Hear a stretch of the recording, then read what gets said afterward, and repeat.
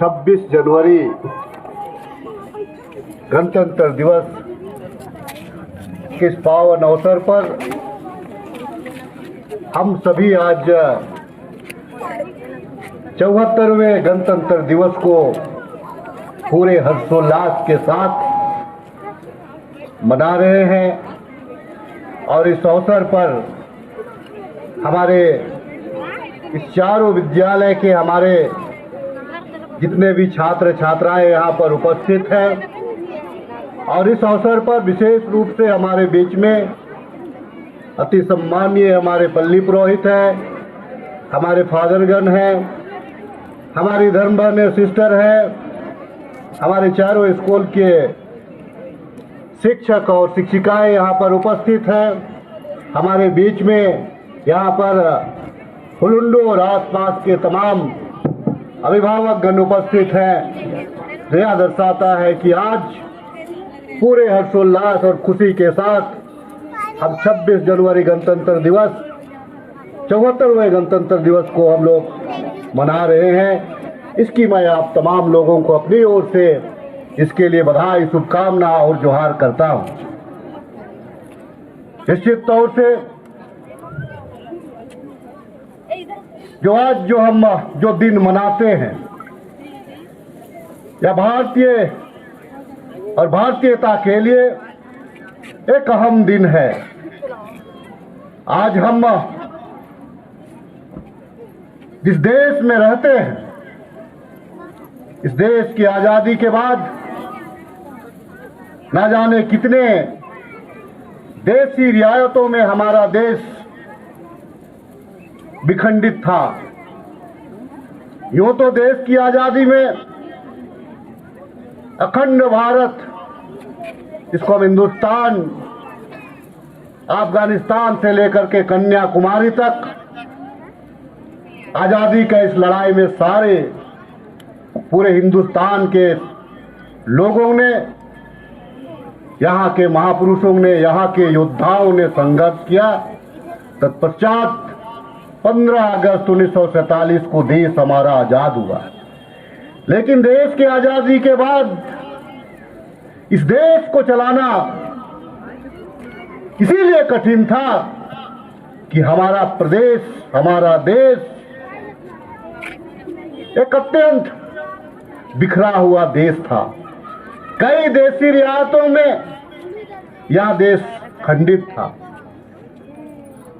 कुछ लोग भाषाओं में विभेद करते थे, कुछ भौगोलिक दृष्टिकोण से अलग था, कुछ अपने परंपराओं के दृष्टिकोण से अलग था। ना जाने कितने कारण रहे होंगे। और उस देश को संगठित करना, उस देश को एकत्रित करना और एक साथ एक झंडे के नीचे में चलाना, यह बहुत कठिन दौर रहा था। हमारे महापुरुषों को हम जोहार करते हैं, हमारे महापुरुषों को हम सलाम करते हैं, हमारे महापुरुषों का हम धन्यवाद करते हैं। उस परिस्थिति में भी उन लोगों ने गहन परिश्रम किया और एक संविधान का निर्माण किया। उस संविधान के निर्माण में बहुत सारे समय लगे, तकरीबन 3 वर्ष का समय लगा। 2 वर्ष 11 माह 18 दिन का जो समय था, वो आत्मचिंतन, जो शासन रहा था, बेहतरीन अनुशासन जो रहा था, पूरे संविधान को निर्माण कराने में पूरे विश्व का एक एक चीज को समझ करके जो यहाँ के लिए अच्छा हो सकता था, उसको इसमें समाहित किया गया और इसको अधिकृत किया गया। मैं यहाँ उपस्थित समस्त बच्चों को मैं कहना चाहता हूँ, अभिभावकगण को मैं कहना चाहता हूँ कि यहाँ जिस प्रकार से जितने बच्चे हैं, ना उनका कोई धर्म है, ना कोई जात है, ना कोई रंग है, ना कोई गांव है। ये तो सिर्फ इस चारों स्कूल के छात्र और छात्राएं हैं। उसी प्रकार से जब देश हमारा आजाद हो रहा था तो उस टाइम में धार्मिक मतभेद जो था, जो हमारा शारीरिक मतभेद जो था, उसको बुला करके लोग स्वतंत्रता का लड़ाई को लड़े। अपितु देश की आजादी के बाद भी यहाँ पे बहुत सारी कुरीतियां थी। बालिकाओं को पठन पाठन में बहुत तरह की अड़चने थी। यहाँ पे रंगभेद बन गया, फिर से जातिवाद हो गया, फिर से क्षेत्रवाद हो गया। इन तमाम चीज को समेटने का अगर कोई काम किया तो है हमारा संविधान। तो आज अगर सच्चा देशवासी हैं तो इस संविधान के जो प्रस्तावना है, हम समझते हैं कि एक एक लोगों को उस प्रस्तावना को अगर हम अपने जीवन में अगर उसको अनुसरण करते हैं तो मुझे लगता है ना हम हिंदू होंगे, ना मुसलमान होंगे, ना हम काला होंगे, ना गोरा होंगे। अपितु अगर हम उस संविधान को अंगीकृत करते हैं अपने मन मस्तिष्क में तो निश्चित मानिए हम हिंदुस्तानी होंगे। आज के तारीख में जो परिवेश भारतीय जो लोकतंत्र है, जो देखने को मिलता है, हम सभी देखते हैं, उसको समझने का जब प्रयास करते हैं, अरे इस तिरंगा को हमको याद करना है जिसके नीचे पूरा देश शीश झुकाता है।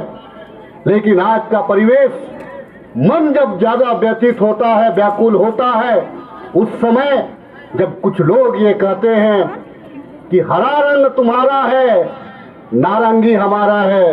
अरे मैं कहना चाहता हूं हरा को छोड़ो, नारंगी को छोड़ो, इस तिरंगा को देखो, वही हमारा हिंदुस्तान है। लेकिन आज का जो परिवेश कहीं देखने को मिलता है, जिस प्रकार से हमको रंगों में भी बांटा जा रहा है और संविधान को जिस प्रकार से कुछ ताकतों के द्वारा तोड़ने का भी काम किया जा रहा है, उससे हमको सजग रहना है, उससे हमको सचेत रहना है। अगर यह संविधान नहीं रहेगा तो जो आजादी हमें मिली हुई है, जो स्वतंत्रता हमें मिली हुई है, जो समानता हमें मिली हुई है, वो समाप्त हो जाएगा। आज के तारीख में जो 4 स्तंभ हैं, उन स्तंभों को हमको लेकर के चलना है। आज मैं मानता हूं कि देश का आजाद हुए, हम आजाद के इस आजाद भारत में सांस ले रहे हैं, परंतु आज भी कहीं कहीं हम लगता है कि आज भी हम आजाद नहीं हैं। हम आज 21वीं सदी में चल रहे हैं, 21वीं सदी में जी रहे हैं। आज साइंस इतना तरक्की कर चुका है, विश्व इतना तरक्की कर चुका है, और उस परिस्थिति में मैं यहाँ उपस्थित छात्र छात्राओं से अनुरोध करना चाहूंगा कि इस 21वीं सदी में चूंकि आपका जो आज जो ग्रुप रहा वो महान वैज्ञानिकों के नाम से रहा, मैं आपसे अनुरोध करना चाहता हूं इस 21वीं सदी में ना हरा तुम्हारा, ना नारंगी हमारा, सबका तिरंगा, इस नारा के साथ हमको बढ़ना है। यकीन मानिए 21वीं सदी में भारत एक विकसित राष्ट्र में साबित होगा। लेकिन अगर हम हरा नारंगी और सफेद करते रहेंगे तो यकीन मानिए हम उसी में उलझ करके रह जाएंगे, और इस 21वीं सदी के इस दौर में भी वैश्विक परिस्थितियों में हमको पिछड़ने की आशंका है। मैं कहना चाहता हूं कि आज हम पढ़ रहे हैं, हम लिख रहे हैं, और मैं विशेष करके मैं बधाई दूंगा हमारे धर्म समाज के लोगों को। मैं इसीलिए इस बात को कहना चाह रहा हूं क्योंकि मेरा अगर आत्मिक लगाव, मैं अगर आज बोल पा रहा हूं तो यह देन आपका है। मैं इसीलिए इस बात को कहना चाहता हूं कि आज लोग कहते हैं, हम लोग औपचारिक रूप से, चूंकि यहाँ पे फादर और सिस्टर लोग का स्कूल में हम लोग पढ़ रहे हैं। फादर का मतलब है पिता और सिस्टर का मतलब है बहन, उसमें माता भी जुड़ता है। हम कहना चाहते हैं अच्छा, फादर और सिस्टर लोग को हम कभी पेट्रोल पंप खोलते देखे हैं क्या? हाँ, नहीं ना। हम कभी कारखाना चलाते देखे हैं क्या?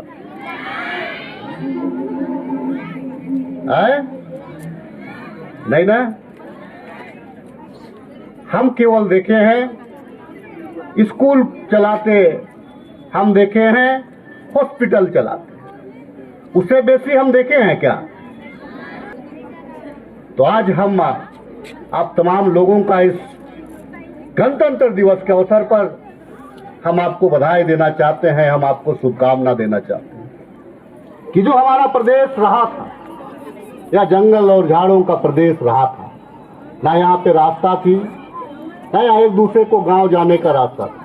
हमने, हमारे पूर्वजों ने संघर्ष किया, पेड़ को काटा, खेत बनाया, जंगली जानवरों से लड़ करके गांव बनाया, और उस गांव को शिक्षित करने का काम अगर पहला कोई अगर किया तो यहाँ जिसके अधीन आप हैं, अनुशासन रूप से आप बैठे हुए हैं, यही फादर और सिस्टर लोगों की बदौलत हम बैठे हैं। आज मुझे लगता है कि हमको जितने भी यहाँ पे अभिभावकगण हैं, जो बड़े बुजुर्ग हैं, जिनका उम्र 50 साल से ऊपर हो गया होगा या जिनकी उम्र 60 साल से ऊपर हो गया होगा, हम गौर करते हैं कि यहाँ पे शैक्षणिक संस्थान का अभाव था, और उस परिस्थिति में जंगलों में जा करके, आज ना शहर है या हुलुंडू, जब बसा होगा तो क्या बिहर रहा होगा। तो हमको जो कुर्बानियां हैं, हमको जो सीख मिल रहा है, मैं इसलिए इस चीज को कहना चाह रहा हूं कि आज के तारीख में हमारे पास में जो धर्मनिरपेक्षता की हम बात करते हैं और समानता की हम बात करते हैं, तो चूंकि संविधान में इसका एक विशेष महत्व है, इसके बदौलत हम जी नहीं सकते हैं, इसके बदौलत हम हंस नहीं सकते हैं, इसके बदौलत हम काम नहीं कर सकते हैं। हम अगर खाना खा करके सोने तक का जो हमारा दिनचर्या होता है, वो हमको संविधान देता है। इसीलिए आज जो है संविधान पे हमको आस्था रखना है, संविधान पे विश्वास रखना है, और मैं यकीन आपको दिलाता हूं कि अगर हम संवैधानिक मूल्यों पे अगर हम आगे बढ़ें तो निश्चित मानिए भारत ही नहीं, झारखंड भी एक उन्नत राज्य के रूप में विकसित होगा। आज कुछ लोग, हमारे कुछ साथी मुझे फोन करते हैं, देखिए मैं सबका फोन उठाता हूं, तो मुझे कोई कहने में कोई हिचक नहीं है। कुछ लोग कहते हैं कि दादा जोहार, हम भी बोलते हैं जोहार, दादा ये हमारे काम नहीं मिला था, तो हम बोलते हैं कि क्या काम चाहिए, तो बता नहीं पाता है। बोलता है तो क्या करिसला, तो बोलता है कि अरे दादा हम तो क्या करवाओ, आप तो लागौला की उग्रवादी बन जाओ। ये बोलता है, आखिर क्यों बोल? या अगर मान लीजिए कि हमारे भाई बंधु जो मुख्य धारा से अगर किसी रूप में उनके मन में अगर कोई पीड़ा हो, उनके मन में कोई तकलीफ हो, वो समाज से अगर मान लीजिए किसी प्रकार से नाराज हो, तो उनको इस संविधान पे आस्था कैसे दिलाना है, संविधान का जो मूल्य है उसका एहसास कैसे कराना है, हम तमाम लोगों का कर्तव्य है। वे भी आज हमारे बीच में हैं। बहुत सारे लोगों, हो सकता है कि मैं आज भी मुझे भली भांति याद है, क्योंकि इस प्रदेश के गठन के बाद में, क्योंकि यहाँ दो शब्द बोलना चाहता हूँ। ना सरकार मेरी है, ना रोड मेरा है, ना सरकार मेरी है, ना रोड मेरा है, ना बड़ा सा नाम मेरा है। मुझे तो एक छोटी सी बात का गौर है, मैं हिंदुस्तान का हूँ और ये हिंदुस्तान हमारा है, हिंदुस्तान हमारा है।